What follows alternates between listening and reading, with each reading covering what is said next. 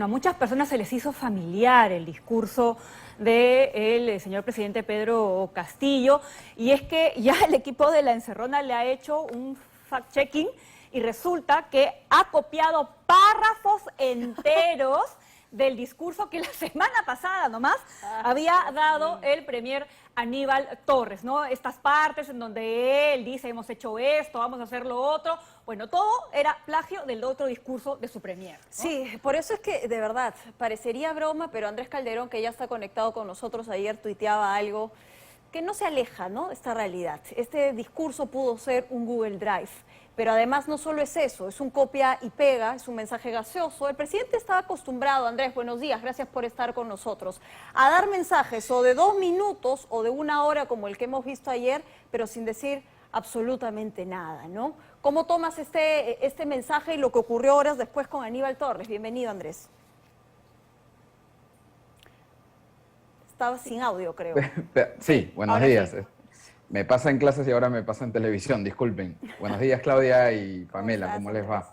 Gracias por la invitación. Yo bromeaba con esta idea de un mensaje repetitivo y etéreo y decía, bueno, mándennos el enlace para descargarlo simplemente y ahórrennos la hora de transmisión de este discurso, sin tomar en cuenta que por algo sonaba tan repetitivo, ¿no? Era un copy-paste del discurso que ya había dado Aníbal Torres en el momento en que solicitó el voto de investidura. Semana pasada. Creo yo que además, no solamente por eso sonaba, digamos, una narrativa ya muy utilizada, desgastada de Pedro Castillo, de victimizarse, de no dar explicaciones concretas, sino que además había la sensación de que en el contexto de que se había aprobado la discusión de la vacancia presidencial, podía haber en esta locución algo novedoso o algo que de alguna manera pudiera impactar en la decisión del Congreso que va a tener que tomar en unos días, ¿no? Y no se dijo nada, al menos no en el discurso, sino que nos enteramos o lo confirmamos con las palabras de Aníbal Torres, de que no solamente había habido una improvisación para presentar este mensaje a la nación, sino que hubo una improvisación para retirar a última hora una propuesta de un adelanto de elecciones.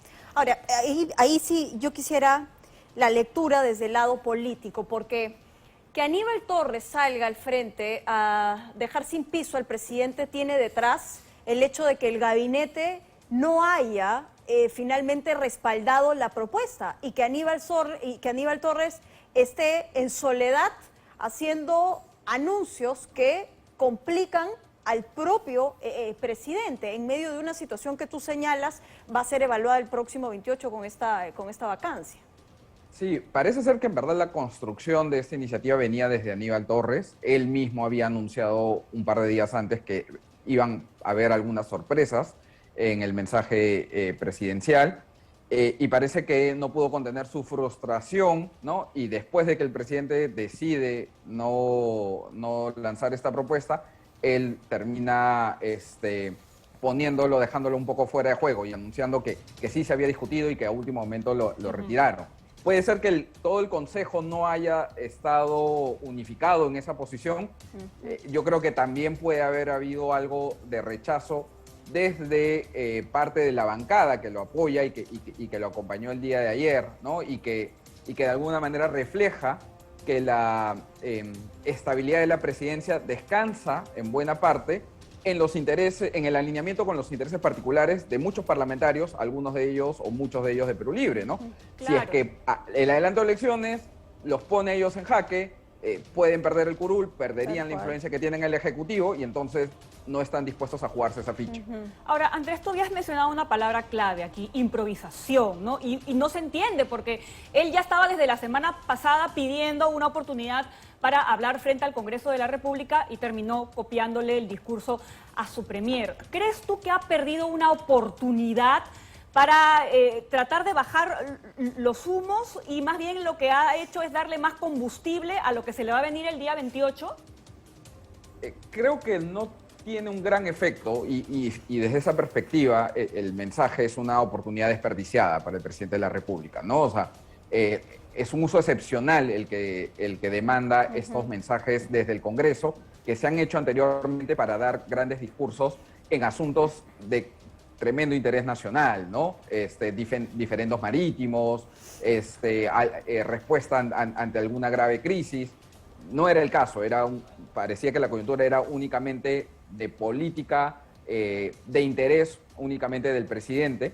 Y si es que él lo que estaba buscando era lograr algún tipo de acuerdo o consenso con el Congreso, tendría que haber dado un mensaje mucho más fuerte, atractivo, quizás con un mea culpa más sincero, y que haya algún tipo de acuerdo subyacente a ese mensaje.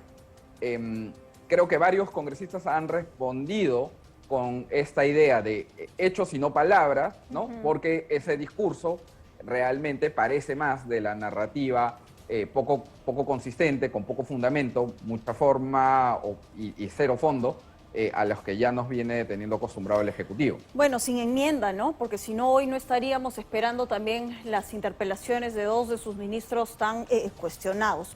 No sabemos si nuevamente las ediciones extraordinarias del Peruano van a estar en curso mientras hay en las interpelaciones, que es lo que ocurrió con el ministro Silva, pero en todo caso hay que poner los ojos ahí. Yo sí quisiera tomar otro elemento. Esto no se lo copió, esto lo repite una y otra vez. Es un elemento infaltable en los discursos del presidente Castillo, que es la afrenta a la prensa, esta permanente relación hostil que él quiere mantener con los medios de prensa y al que les atribuye la invención de todo lo que hoy está alrededor de él. ¿Cómo sigue desgastando este elemento y cómo es que Andrés en este momento hacer prensa frente a las actividades del presidente se vuelve finalmente un tema bastante sensible, ¿no? Hay periodistas que han sido acosados, que han sido agredidos y demás. A mí me sorprende los símiles, salvando estilos, diferencias y contenido, pero los símiles que el discurso del presidente suele tener con estrategias que ya hemos visto en Donald Trump o en AMLO, en López Obrador en México, ¿no? De pasar de esa tesitura en la que recibían críticas y cuestionamientos como cualquier otro candidato presidencial, ¿no? Y que quizás tenía también algunos medios de comunicación cuya línea editorial iba en signo opuesto al de su candidatura, a tratar de gobernar en ese ambiente de hostilidad como un mecanismo de defensa, ¿no? Sí. O sea, ataco a la prensa y me trato de victimizar con el propósito de deslegitimar cualquier investigación, denuncia o crítica, hasta incluso intento de toma de declaraciones de las mujeres y hombres de prensa, como estamos viendo hoy en día, ¿no? Y es preocupante porque ese ambiente enrarizado, hostil, que se traduce desde los discursos del presidente, luego se convierte en actitudes de su cerco de seguridad, en actitudes de sus simpatizantes, y ponen en peligro la labor que realizan los periodistas de cualquier bandera y cualquier color, ¿no? Esto es algo en lo que creo que la sociedad peruana debería unánimemente rechazar ese tipo de discurso y al mismo tiempo demandar ya un cambio de actitud real, hechos concretos, ¿no? De sanciones, investigaciones y sanciones a todas aquellas personas que están reiteradamente impidiendo la labor de reporteros. Ahora, ¿qué es lo que tendríamos que esperar el 28 de marzo, Andrés? Ya difícilmente después de lo de ayer el presidente se vaya a volver a presentar. Lo más probable que haga es enviar a su abogado, además teniendo en cuenta que la moción de debate de la vacancia se ha aprobado ya con 76 votos, que no es poco, ¿no? Creo que los siguientes días seguramente van a ser determinantes respecto a la posición que toman muchas de las bancadas o muchos de los parlamentarios que apoyaron la presentación del presidente en el hemiciclo, ¿no? Para que dé sus descargos, pero que no necesariamente vayan a respaldar la vacancia, ¿no?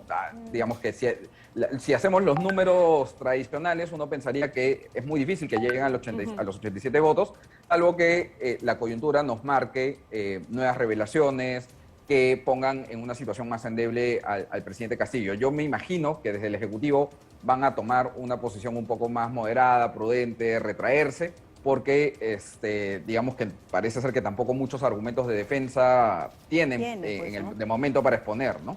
Ahora, solo retraerse, Andrés, porque ayer este anuncio de convocar a un acuerdo nacional ha sido la lectura de nos quedamos todos.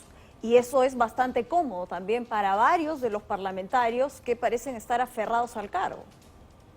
Sí, es que eso es, digamos, es parte ya de la construcción narrativa de conveniencia política que plantea Pedro Castillo a estas bancadas o a estos parlamentarios que no se quieren ir, ¿no? Es porque corremos el riesgo de que no solamente me vaya yo como mandatario, sino que también se vayan los parlamentarios, y ya puso ese escenario en el imaginario público. Cuando habla del adelanto de elecciones, en el fondo estamos hablando de que el Congreso también se tiene que ir, ¿no? Porque en la vacancia y renuncia presidencial queda claro que se van ellos, se va Pedro Castillo, eventualmente se podría ir Dina Boluarte, pero no necesariamente se tendría que ir el Congreso. Con lo que ha dicho ahora Aníbal Torres, está claro que la posición del Ejecutivo es que si se va un poder del Estado se tiene que ir el otro, ¿no? Entonces, creo que eso es, digamos, es como un mensaje de alerta o un condicionante a los legisladores que si se mueven demasiado las aguas, se perjudican todos. Y entonces yo creo que esto que hablaba de retraerse es más bien como que quedémonos todos bajo la sombra, no hagamos mucha luz, porque la luz nos va a perjudicar a todos, va a exponernos a todos, ¿no? Ahora, Andrés, ya para ir terminando, ese escenario que también hay mucha gente que reclama, ¿no? El que se vayan todos, nos llevaría a otro problema, porque no se ha hecho una reforma política y quiénes vendrían, ¿no? Y bajo qué reglas. En el Perú y en general, yo creo que en la vida nunca hay que descartar un escenario peor. Siempre se puede llegar a estar peor, ¿no? Y eso lo pensamos cuando se produjo la disolución del Congreso hace un par de años.